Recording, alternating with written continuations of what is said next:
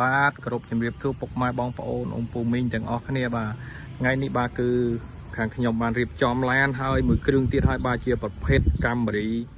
07 Hybrid ពុកម៉ែបងប្អូនណាបាទតម្លៃវិញធូរថ្លៃមែនទែនពុកម៉ែបងប្អូនអើយបាទពណ៌សបាទ07 Hybrid ពណ៌សបាទពុកម៉ែបងប្អូនណាធានាឡានអត់បុកអត់ប៉ះអត់មានកាត់តស្ងោដូពោយទេពុកម៉ែបងប្អូនចេញលិខិតធានាឲ្យតែម្ដងបាទឡាននេះបាទគឺសស៊ីនបាទមានដូពោដូអីទេបាទយ៉ានវិញគឺស្អាតពុកម៉ែបងប្អូនបាទទឹកថ្នាំវិញនៅស៊ីន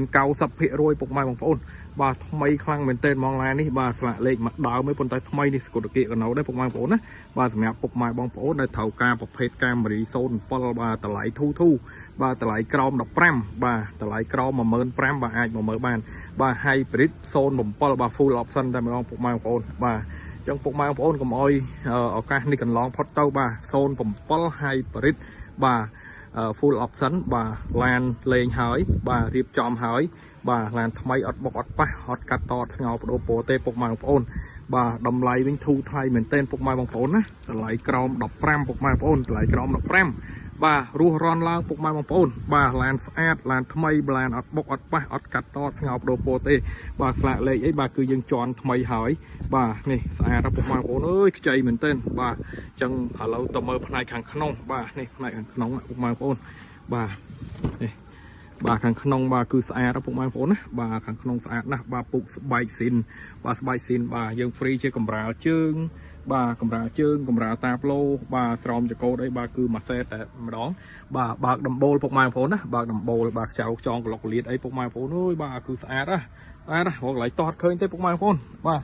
នឹងពុកម៉ែបងប្អូនដែលមានបំណងចង់ទិញប្រភេទកាមេរី07 Hybrid បាទមកមើលបាទមកមើលមួយគ្រឿងនេះបាទធានាជូនអត់ឲ្យតោះឲ្យពុកម៉ែបងប្អូនបាទអត់មានឲ្យបុកអត់ប៉ះកន្លែងហ្នឹងឯងបាទអត់ឲ្យពុកម៉ែបងប្អូនខាតពេលវេលាមកមើលពុកម៉ែបងប្អូនណាបាទនេះពុកម៉ែបងប្អូនមើលបាតក្រោមបាទនេះបាតក្រោមបាទបាតក្រោមខ្ចីមែនទែនពុកម៉ែបងប្អូនអើយមានច្រេះអីមកគ្រាប់ទេបាទអត់មានច្រេះអត់មានពុកកន្លែងណាទេបាទ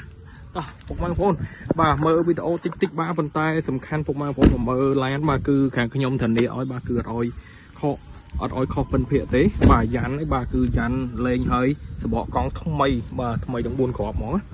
បាទមើលប្លុកម៉ាស៊ីនតិចទៀតបាទនេះប្លុកម៉ាស៊ីនពុកម៉ែបងប្អូនបាទសម្រាប់ប្លុកម៉ាស៊ីនវិញពុកម៉ែបងប្អូនអើយនិយាយវាថាខ្ចីបាទខ្ចីអត់មានម៉ាស់សែអីណាបាញ់ថ្នាំបាញ់អីទេពុកម៉ែបងប្អូនណាបាទស្អាតណាស់បាទចៅខ្យង ABS ឲ្យបាទគឺនៅភ្លឺណាបាទនេះ